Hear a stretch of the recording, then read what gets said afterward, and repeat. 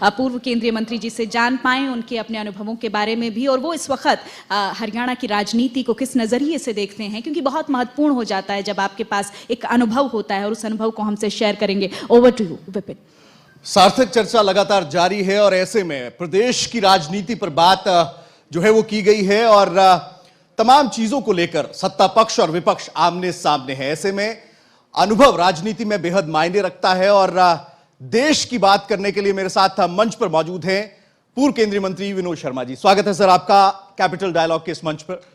सबसे पहले सर, प्रदेश की बात हो गई, मैं देश की बात से ही आपसे शुरुआत करना चाहूंगा। हाल ही में 5 राज्यों के चुनाव हुए, जिस तरह से नतीजे आए सर, कांग्रेस जो है वो कहीं ना कहीं हाशिए पर जाती दिखाई दी। ऐसे में क्या समझते हैं सर, किस तरह से देखते हैं कांग्रेस की जिस तरह से परफॉर्मेंस रही है? क्योंकि एग्जिट पोल्स जो थे उन्होंने कुछ दिखाया, लेकिन जब एक्चुअल रिजल्ट्स की बात आई तो कांग्रेस जो है वो हाशिए पर दिखाई नजर आती है। देखिए, रिजल्ट से ये इट्स क्वाइट एविडेंट कि कांग्रेस ने उन 3 स्टेटों में जहां 2018 में वो जीते थे, मध्य प्रदेश, राजस्थान, छत्तीसगढ़, तीनों स्टेटों में उनकी काफी करारी हार हुई है। तो ये कहना कि नजर आई है हाशिए पे जाती हुई, वो सही नहीं है। हाशिए पे चली गई है। तीनों स्टेटों में उनको जिस तरह के रिजल्ट्स हैं, मध्य प्रदेश में भी काफ़ी सीटें कमाई हैं, राजस्थान में भी, और छत्तीसगढ़ में तो बहुत ज़्यादा अंतर है। लोगों का वर्डिक्ट है, उन्होंने कांग्रेस की सरकार को इन स्टेट्स में रिजेक्ट किया है। उसके पीछे कारण होंगे जो उनको पता है, तो उसका नुकसान जो है नेशनल लेवल पे भी कांग्रेस को होगा। और आने वाले चुनाव में जो 2024 में लोकसभा के चुनाव हैं, इसका असर देखने को मिलेगा। पिछले चुनाव में 2019 में जो हुए थे लोकसभा के चुनाव, उसमें राजस्थान में और मध्य प्रदेश में और छत्तीसगढ़ में बहुतायत सीटें भाजपा को आई थी। तो इससे लगता है कि लोकसभा में कांग्रेस को काफी नुकसान होगा। बिल्कुल सर, इंडिया गठबंधन को लेकर आपने लोकसभा का जिक्र किया, चुनावों का। इंडिया गठबंधन एक गठबंधन विपक्षी पार्टियों की ओर से तैयार किया गया, खूब मीटिंगें हुई, अलग अलग दौर की मीटिंगें हुई। साउथ से चलते चलते नॉर्थ की तरफ जो कारवा जब बढ़ा सर, तो इंडिया गठबंधन कहीं ना कहीं गायब सा होता नजर आया। हरियाणा के परिप्रेक्ष्य में अगर मैं बात करूं, कितना प्रभाव समझते हैं सर? इंडिया गठबंधन का मंतव्य क्या है? एक बहुत सारी 28 पार्टियों का एक सबने मिलकर एक संगठन तैयार किया है, जो सही मायनों में बना नहीं है। अभी तो बातचीत चल रही है, किसी बात पे फैसला नहीं हुआ। कौन कितनी सीटें लड़ेगा ये फैसला नहीं है। ये गठबंधन जो है सिर्फ लोकसभा के चुनाव के लिए ही होगा, जहां आगे भी बढ़ेगा। इनकी आपस का मेल जोल जो है वो सिर्फ पार्लियामेंट के इलेक्शंस के लिए है, या जो असेंबली के चुनाव होंगे उसके लिए भी है। ऐसा कुछ भी अभी फाइनल नहीं है। सीटों का कोई फैसला नहीं है। नेता कौन होगा, लीड कौन करेगा, इसका कोई फैसला नहीं है। और आपस के जो विचार हैं वो भी मिलते हों, ऐसी भी कोई बात नहीं है। रोज सुनने को आता है कि कभी कोई घटक एक दूसरे के खिलाफ बात करता है, उनके विचारों में समानता नहीं है। ऐसे में मैं समझता हूं कि किसी लक्ष्य के बिना, जिसको वो सभी प्राप्त करना चाहते हों, ये लक्ष्य तो उनका हो सकता है कि इस सरकार को हटाना है, एक लक्ष्य तो हो सकता है। लेकिन कोई भी लक्ष्य जो लोगों के हित का ना हो, उसकी तरफ लोगों का ध्यान कम जाता है। आप अगर लोगों को सत्ता देना चाहते हैं, लोगों की आकांक्षाओं पे पूरा उतरना चाहते हैं, उनकी आशाएं पूरा करना चाहते हैं, तो लक्ष्य बनता है। अगर आप ये सोचते हैं कि सरकार को हटाना है तो उसके वो उस लक्ष्य के पीछे लोग मुश्किल है, लगते नहीं है। तो ये शुरुआत है जी। It has not gained the shape as yet. It has not been able to come closer to the thoughts of the people. Sir, आपका केंद्र का भी अनुभव है, प्रदेश का भी अनुभव है। सर, पिछले 9 साल से केंद्र में भी प्रधानमंत्री नरेंद्र मोदी के नेतृत्व में जो है वो सरकार चल रही है। वहीं प्रदेश की बात करें तो 9 साल से ज्यादा समय यहाँ पर भी डबल इंजन की सरकार को किस तरह से देखते हैं और प्रधानमंत्री नरेंद्र मोदी की कार्यशैली पर क्या प्रतिक्रिया सर? ये प्रधानमंत्री तो हैं नरेंद्र मोदी जी जी, लेकिन मेरे कुछ समझ नहीं कि प्रधानमंत्री तो बनाया लोगों ने है जी, इलेक्शन होते हैं, इलेक्शन में पार्लियामेंट के मेंबर चुने जाते हैं, वो अपना नेता चुनते हैं, वो प्रधानमंत्री बनता है। तो सरकार, हम क्यों इस बात से मुनकर होते हैं कि ये सरकार लोगों की नहीं है? जी, If a government has been elected by the people, why would we say that it is not a government elected government? जी, तो इस सरकार में जो आपने प्रश्न किया है कि 9 वर्षों में क्या हुआ है, जी, ज़्यादा तफसील में विश्लेषण नहीं कर पाऊंगा। जी, बहुत सी बातें होती हैं, लेकिन मैं इतना समझता हूँ कि 3-4 ऐसे इदारे हैं, जैसे कि हमारी फॉरेन पॉलिसी है, हमारी डिफेंस पॉलिसी है, जी, हमारी गृह नीति है। जी, तो अगर हम इनको देखें, मैं समझता हूं कि पिछले 9 वर्षों में हमारी फॉरेन पॉलिसी जो कामयाब रही है, जी, देश ने पूरी दुनिया में अपना एक नाम बनाया है। जी। G20 का सम्मेलन हुआ, एक अच्छा सम्मेलन हुआ, लेकिन वैसे भी इस बात का तब पता चलता है कि हमारा स्थान क्या है, इंटरनेशनल रिलेशंस में हमारा स्थान क्या है, हमारी कोई पूछ है गई। तो पिछले 9 वर्षों में पहले से बेहतर जी, स्थिति है as far as foreign relations are concern. जी। प्रदेश सरकार के लिए सर क्या कहेंगे? 9 साल से ज्यादा समय प्रदेश के। और जहां तक सवाल हमारा रक्षा का है, देश की रक्षा का सवाल है, हम ज्यादा सक्षम हुए हैं। जी, we are better off as far as defence production is concern. जी, We are striving to gain more technology from the other countries, and सबसे बड़ी बात है कि जो हमारी निर्भरता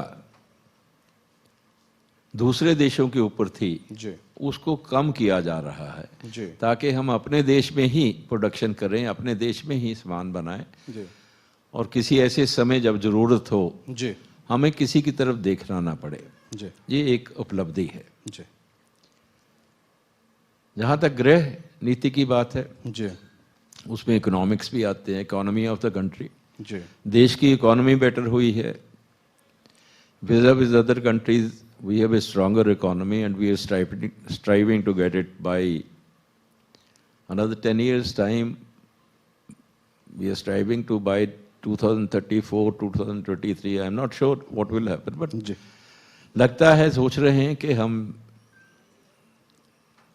अच्छे इकोनॉमिक डेवलपिंग कंट्रीज में, of course it's been said कि 2047 में हम डेवलप्ड कंट्री बन जाएंगे। जी, सोच अच्छी है, जी, लेकिन हम उस तरफ आगे बढ़ रहे हैं, इतना कह सकता हूँ। जी, तो मैं ओवरऑल ये कह सकता हूँ जी, कि पिछले 9 वर्षों में देश का मान सम्मान बढ़ा है। जी, देश के सभी तब जितने भी हमारे लोग हैं, जी, उन लोगों को विश्वास पैदा हुआ है कि हम आगे बढ़ रहे हैं, और जो वंचित रहे हैं, गरीबी रेखा से नीचे रहे हैं जो लोग, जी, उनके प्रति जो पॉलिसीज बनी हैं, जी, उनसे उनको लाभ मिला है। जी, ये नहीं कि सभी खुश हैं, कभी हो भी नहीं सकता, लेकिन बहुत से लोगों को, चाहे वो उनकी आर्थिक स्थिति हो, या खान पान की बात हो, या फिर उनकी देख रेख की बात हो, उनके मेडिकल जरूरत को देखा जाए तो उनमें अंतर आया है, उनको महसूस हो रहा है। आपके संघर्ष की कहानी बेहद लंबी है सर। ईपीपीजी हो या फिर धौलीदार, बूंदेदार, पट्टेदार, उनको हक दिलाने की बात हो, एक लंबा संघर्ष आपने लड़ा और अब फाइनली जाकर जो है उन्हें उनकी जमीन का मालिकाना हक मिला है, साथ ही जमीन बेचने का अधिकार उन्हें मिला है। सर, किस तरह से देखते हैं गवर्नमेंट के इस फैसले को? सर, एक लंबी लड़ाई, एक लंबी आवाज आपने। देखो, इसको समझना जरूरी है जी। ये जो धौलीदार हैं, बूटी मार हैं, जी, ये इसमें 7-8 किस्म के लोग हैं जी, हर समुदाय से संबंधित है। जी, पुराने वर्षों में कभी 200 साल पहले, कभी 300 साल पहले, किसी को 100 वर्ष पहले, उनकी सेवा के उपलक्ष्य में जी, जमीन जो है दान दे दी जाती थी। जी, और वो दान चलता है उन जिन लोगों को मिली, उनके पास जमीनें नहीं होती थी जी, और उस जमीन को दिया जाता था कि उसके ऊपर काश्त करके जब जमीन की वजह से वो अपना निर्वाह कर सके। जी, और वो दान प्राइवेट लोगों की तरफ से, कुछ सरकार की तरफ से दी गई थी। जमीन तो उनके पास थी, हक भी था, कब्जा भी था, लेकिन रेवेन्यू रिकॉर्ड में वो जमीन की मलकियत जो थी उनके नाम नहीं थी। जी, तो कानून बना था कि वो मलकियत जो है 500 रुपये प्रति एकड़ के हिसाब से जी, जमा कराने के बाद वो अगर उनकी मलकियत, उनकी काश्तकार उनकी है और रेवेन्यू में वो कब्जा उनका है, जी, तो वो जमीन का अपने नाम करवा सकते हैं। ये कानून पहले पास हुआ था जी, और ऐसा हुआ, बहुत से लोगों ने करवाया, लेकिन बीच में थोड़ी डिफिकल्टी आई कि कुछ कारणों से, कानूनी नुक्ते की वजह से ये मामला रुक गया, जी, कोर्ट्स में जाने लगा। उसको अब जाके क्लैरिफिकेशन की गई है, सरकार ने कहा है कि वो जमीन जो मिली है लोगों को वो बेच सकते हैं। जी, ये नहीं है उनके ऊपर अंकुश लगा था। तो मैं समझता हूँ ये सराहनीय कदम है जी, कि जो जमीन दादे परदादे से के टाइम से उनके बहुत पुराने चली आ रही थी उन्हीं की, जी, और फिर मलकियत का हक भी दे दिया, लेकिन अगर उनको बेच नहीं सकते फिर मलकियत कैसी थी? एक और संघर्ष आपने किया था, युवाओं के साथ सड़कों पर उतरे थे इंटरव्यू प्रणाली को खत्म करने के लिए। सर, आज खत्म हो चुका है वो सिस्टम, लेकिन पहले के समय में ये बड़ा एक ऐसा सिस्टम था जिसको लेकर जो है युवा काफी तकलीफ महसूस करते थे। सर, क्या इंप्रूवमेंट देखते हैं सर इस प्रणाली के खत्म होने के बाद, और आज युवाओं को किस तरह से फायदा मिलता दिख रहा है सर इंटरव्यू प्रणाली के खत्म होने से? देखो, इंटरव्यू सिस्टम खत्म हुआ है मेरे ख्याल में, आधा हुआ है, अभी आधा नहीं हुआ है। जी, कुछ ऐसी कैटेगरीज हैं जहां अभी भी इंटरव्यू होती है। सी और डी कैटेगरी का इंटरव्यू सिस्टम खत्म हुआ है। ये मेरी को महसूस हुआ, मैंने देखा है, आप भी समझते हैं कि जब भी इंटरव्यू होती थी, जी, simply you must go through the process. जी, बुला लिया जाता था। आज 2000 बच्चों को इंटरव्यू के लिए बुला लिया। जी, इंटरव्यू लेने वाला जो बोर्ड बैठता था, विच एवर बोर्ड इट में भी, वो बैठने के बाद इंटरव्यू शुरू करता है। 10-11 बजे तो शुरू होती थी इंटरव्यू, 5 बजे खत्म हो जाती थी। जी, 6 घंटे, यानी कि 6 घंटे का मतलब 360 मिनट जी, टोटल मिलेंगे, उसमें चाय वाय भी चलती है। और 360 मिनट में अगर आपने 2000 लोगों की इंटरव्यू लेनी है तो क्या आप संभव है इंटरव्यू लेना? कभी नहीं। What will you ask, how will you gauge, क्या सवाल पूछेंगे, क्या जवाब लेंगे? जी, तो वो फॉर्मेलिटी थी। नाम पूछा, पिता का नाम पूछा, कहाँ से आए हो, जाओ। क्योंकि अगर 1 मिनट में आपने 2 इंटरव्यू लेनी है तो क्या करोगे? जी, तो that means valuation of a person through interview was not correct, discretionary थी। जी, देन क्या मिलता था कि आप अच्छी इंटरव्यू तो कर नहीं पा रहे हैं, तो you 6 people sitting over there have a discretion to give marks. जी, एंड देन सपोज मेरे पास 40 नंबर हैं रिटन एग्जाम में, बिल्कुल, जी, इट्स फॉर सपोजिशन, और इंटरव्यू के 20 नंबर हैं। और मैं अच्छा स्टूडेंट हूँ, मैं बन सकता हूँ, I am entitled to be selected जी। तो लेकिन इंटरव्यू लेने वाले लोगों ने इंटरव्यू तो लिया नहीं, मुझे उन्होंने 5 नंबर दे दिए जी। और जिसकी फेवर करनी है उसको 18 दे दिए जी। उसके 30 से 48 हो गए जी। फ्रॉम 30 टू 48 जी। और जिसके 40 थे उसके 45 हो गए। जी। तो लूज किसने किया है? Who was a deserving candidate. जी। वो 40 जिसके थे जो डिजर्व कर रहा था उसको 45 बना के, जो 30 वाला था उसको 48 बना के आपने जॉब दे दी। जी। So this system was a faulty system.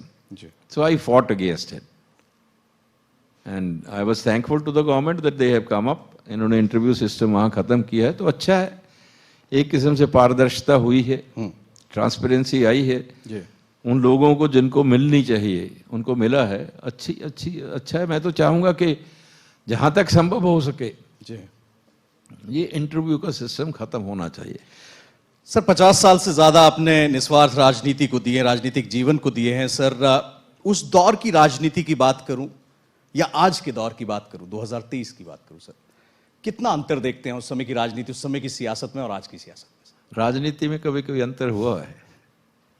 उस वक्त की राजनीति और आज की राजनीति भी एक ही है जी। राजनीति के मायने होते हैं कि आप राजनीतिक तौर पर सत्ता प्राप्त करके लोगों की सेवा करें। बिल्कुल। 2 ही रास्ते होते हैं, एक तो सोशल सर्विस है, सामाजिक तौर पे आप सेवा करना चाहते हैं तो इसलिए आपको सत्ता की जरूरत नहीं है। जी।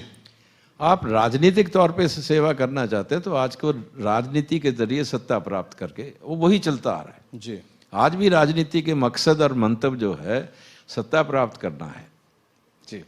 जब आप सत्ता प्राप्त कर लेते हैं तब बात बनती है कि क्या आप सही मायनों में जिस बात के वायदे करके आपने लोगों से सत्ता ली है कि हम सत्ता ले रहे हैं आपकी सेवा करने के लिए, जी, क्या वो कर रहे हैं या नहीं कर रहे? जी। अगर नहीं कर रहे हैं तो आपने झूठ बोलकर राजनीति में अपनी सत्ता प्राप्त की है। राजनीति वही है सत्ता प्राप्त करने की। There is no difference between politics of yesterday और today. It's only to attain power. जी। But then how do you use the power, that's a matter to be developed on. Sir, आगामी आने वाले समय में 2024 की लोकसभा चुनाव है और उसके तुरंत ठीक बाद विधानसभा चुनाव है सर प्रदेश के। कौन से मुद्दे प्रभावी समझते हैं? और आजकल एक बड़ी चर्चा चल रही है sir, one nation one election को लेकर, आपकी राय सर उसको लेकर? One nation one election sir. One election. जी। I don't know, I haven't seen, मैंने तो नहीं देखा, लेकिन सुना जरूर है कि जब चुनाव हमारा देश आज़ाद हुआ उसके बाद चुनाव हुए तो मोस्टली चुनाव जो है इकट्ठे ही होते थे। जी सर। पार्लियामेंट और असेंबली के चुनाव इकट्ठे होते थे। जी। और कई बार तो वहाँ पार्लियामेंट की 2-2 सीटें एक ही सीट पे 2-2 होती थी। जी। मैंने जैसे कि बहुत बड़ी सीट थी ये सोलन वगैरह, रोपड़, ये चंडीगढ़ का सारा इलाका काफ़ी सब एक ही सीट में आ जाता, बाला में ही आ जाता था। अच्छा जी। तो तब 2 चुनाव भी होते रहे हैं, शुरू में 2 MP बनते रहे हैं एक सीट से, और असेंबली के चुनाव भी इकट्ठे होते थे। जब भी चुनाव होते हैं खर्चा होता है। जी। जब भी चुनाव होते हैं तो आपके ऊपर लिमिटेशंस आ जाती हैं। इलेक्शन से पहले वो लग जाता है आपका कि आप कोई काम नहीं कर सकते हैं, कोड ऑफ कंडक्ट। और अगर देश में 10 चुनाव 5 साल में होते हैं, 8 चुनाव होते हैं, तो इसका मतलब हर 8 जहाँ जहाँ चुनाव होते हैं वहाँ पे कुछ देर के लिए 3 महीने के लिए सरकार का कामकाज ठप हो जाता है। जी। खर्चा भी होता है। There is nothing wrong, I would say it is good for the nation कि सब चुनाव इकट्ठे हों, जी, सब सरकारें इकट्ठी बन जाएं, लेकिन वो एकदम से कैसे किया जा सकता है, this it's not a very easy task. जी।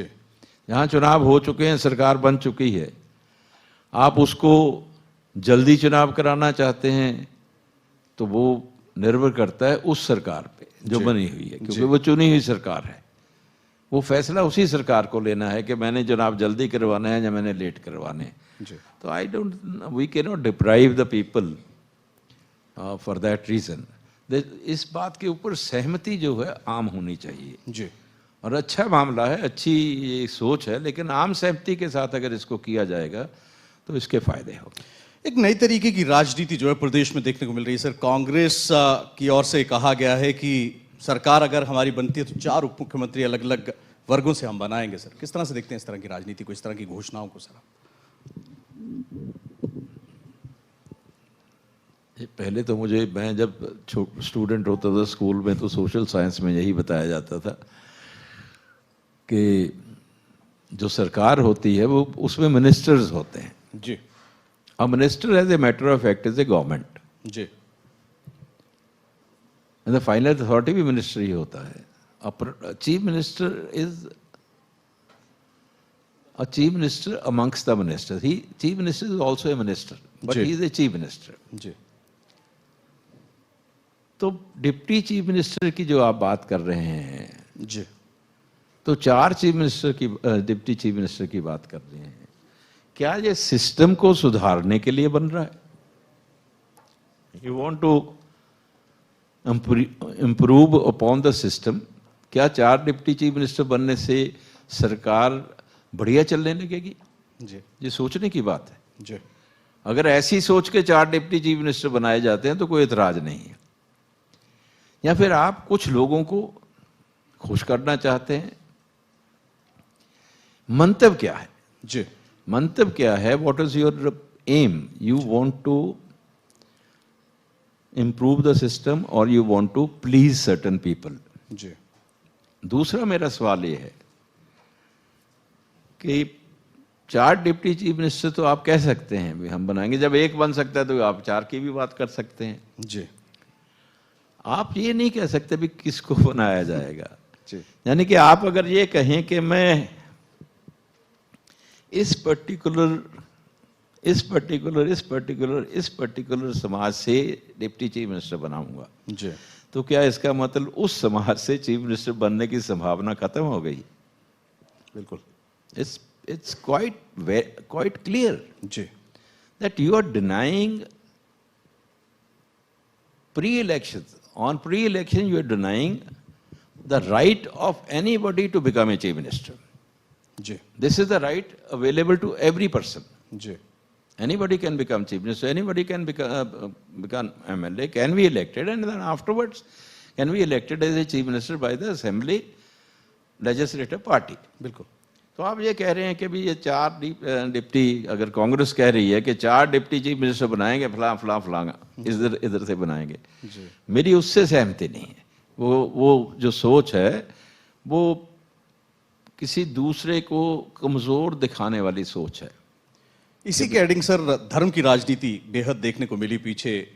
देश की राजनीति की बात करें सर, सनातन की बहुत बात हुई सर, क्या कहेंगे सर आप? जिस तरह से धर्म के नाम पर भी जो है कहीं ना कहीं पॉलिटिकल पार्टीज जो हैं। आपने बहुत क्वेश्चन मुझसे पूछे, एक आपसे पूछ लो जी। सनातन क्या होता है? सब धर्मों का सम्मान सर। सनातन सब धर्मों का सम्मान सर। नहीं, सनातन क्या है? सनातन कोई धर्म नहीं है भाई। किसने कहा कि सनातन धर्म है? सभी का सम्मान। I mean Sanatan, you can't criticise what, किसी धर्म की बात नहीं है। बिल्कुल। और ना ही इसको राजनीति में लाना चाहिए जी। ये राजनीतिक शब्द भी नहीं है। और मुझे कोई गुरेज नहीं है ये बात कहते हुए कि भाई मैं इसका सही डेफिनेशन सनातन की क्या है, आई एम सेइंग कि मुझे भी नहीं पता, but I think Sanatan is something infinity. बिल्कुल जी। और उस पर क्या क्वेश्चन है? कोई सवाल नहीं है। ये किसी को ज्ञान कम हो जी, ऐसे व्यक्ति की सोच हो सकती है जो सनातन की निंदा करता है जी। तो जिसको ज्ञान ही कम हो उसके ऊपर मैं क्या अपनी टिप्पणी करूं? उसका ज्ञान नहीं है तो क्या करें भाई? मूर्ख है कोई आदमी, ज्ञान नहीं है, मूर्ख है, तो उसके ऊपर क्या टिप्पणी करेंगे? आखिरी 2 सवाल है सर मेरे छोटे छोटे। एक नया पैटर्न देखने को मिला सर पिछले कुछ समय में, क्षेत्रीय दलों की जो एक अहमियत रहती थी, साउथ से निकलकर जब आप नॉर्थ यानी कि उत्तर की तरफ आते हैं तो सर वो प्रभाव कहीं ना कहीं क्षेत्रीय दलों का जो राष्ट्रीय राजनीति में रहता था वो बहुत कम होता नजर आ रहा है सर। क्या कारण मानते हैं सर? देखिए, शुरू से चलता आया है, ये आज के संदर्भ की बात नहीं है। क्षेत्रीय दल जब से देश आज़ाद हुआ है जी, बल्कि मैं तो ये कहूँगा कि आज़ादी से पहले भी जो पार्टीज आज़ादी की लड़ाई लड़ रही थी जी, उनके अलावा भी कुछ ऐसी पार्टियां थी जो हर सूबे में अपने तौर पर लड़ाई लड़ रही थी। जी।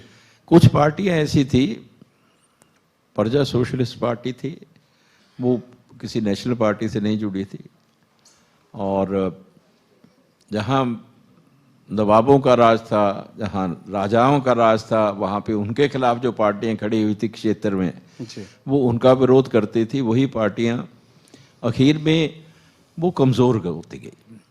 National parties I, national party, और फिर क्षेत्रीय पार्टीज आई। जी। ये क्षेत्रीय पार्टी जो है, इसका जो दौर है, ये ख़त्म होने वाला नहीं है। जी। कमज़ोर कभी कमज़ोर हो गया, कभी आगे बढ़ गए, कभी सरकार बनाने में मददगार हो गए, जब किसी की मदद लेके सरकार बना ली, ऐसा चलता रहेगा। क्योंकि क्षेत्र में लोगों की आशाएं आकांक्षाएं होती हैं। जी। तो मैं नहीं मानता कि क्षेत्रीय पार्टी जो हैं वो ख़त्म हो जाएंगी। किसी जगह पे कमज़ोर हो जाते हैं, किसी जगह पे मजबूत हो जाते हैं। आज डीएमके तमिलनाडु में बहुत देर से, कभी डीएमके कभी एडीएमके, जी, कभी आप आंध्रा में तेलुगु देशम आ गया, कभी वो बीआरएस आ गया, जो नई स्टेट बनी है। तो ये बदलती रहती है। बट एज यू सेड के साउथ में इनकी जो एग्जिस्टेंस है is more stronger than as compared to north. आखिरी से सवाल तो नहीं है, लेकिन मैं चाहूंगा कि आप एक अपने अनुभव उन युवाओं के साथ जरूर एक सलाह के माध्यम से दें जो राजनीति में अपना भविष्य तलाशते हैं। सर, क्या सलाह देंगे युवा राजनेताओं को, जो एस्पिरेंट्स को, जो कि राजनीति में अपना भविष्य तलाश रहे हैं? मैं ये समझता हूं कि दुर्भाग्यपूर्ण है कि जो हमारा युवा है आज देश में, उसका इंटरेस्ट राजनीति में कम है। जी। वो राजनीति में नहीं अपनी जिंदगी बनाना चाहता है, लेकिन राजनीति के मायने जो हैं क्योंकि बदल गए हैं। जो मैंने शुरू में कहा कि राजनीति के मायने अगर तो सत्ता प्राप्त करके सेवा करने की भावना है, तो सही मायनों में राजनीति है, युवा भी उसकी तरफ अट्रैक्ट होंगे। अगर आप सत्ता प्राप्त करके सेवा की जगह अपनी सेवा करना चाहते हैं, तो युवा अट्रैक्ट नहीं होंगे। हमें इस देश के युवा जो हैं वो देश की उसारी, देश को बनाने की फिराक में हैं। तो युवा आ सकते हैं राजनीति में, बहुत ज़रूरी है आए, और राजनीति को स्वच्छ करने के लिए, मजबूत करने के लिए युवाओं का आना बहुत ज़रूरी है। लेकिन राजनीति के मायने थोड़े बदलने होंगे, तभी वो आ सकेंगे। तो पूर्व केंद्रीय मंत्री विनोद शर्मा जी थे। अपने अनुभवों को उन्होंने साझा किया है, और साथ ही साथ देश और प्रदेश के मुद्दों पर सार्थक चर्चा उनकी ओर से की गई है। बहुत बहुत धन्यवाद सर, कैपिटल डायलॉग के मंच पर जुड़ने के लिए। आगे की कार्रवाई के लिए मैं अपनी सहयोगी सोनल के पास। Thank you so much Vinod Sharma ji. बहुत ही इंटरेस्टिंग हमारा सेशन रहा, और अब हम अगले सेशन की ओर आगे बढ़ेंगे। हमारे मेहमान हैं कैबिनेट मंत्री पंजाब चेतन सिंह जोरमाजरा। एक बार जोरदार तालियां बजा दीजिए। मेरे सहयोगी अनिल ठाकुर इस सत्र का संचालन करने वाले हैं। ये भी क्योंकि अपने एक अलग अंदाज के लिए चेतन सिंह जोरमाजरा जाने जाते हैं, और उनसे हम चर्चा करेंगे अपने इस सेशन में। चेतन सिंह जी, आप मंच पर आएँ और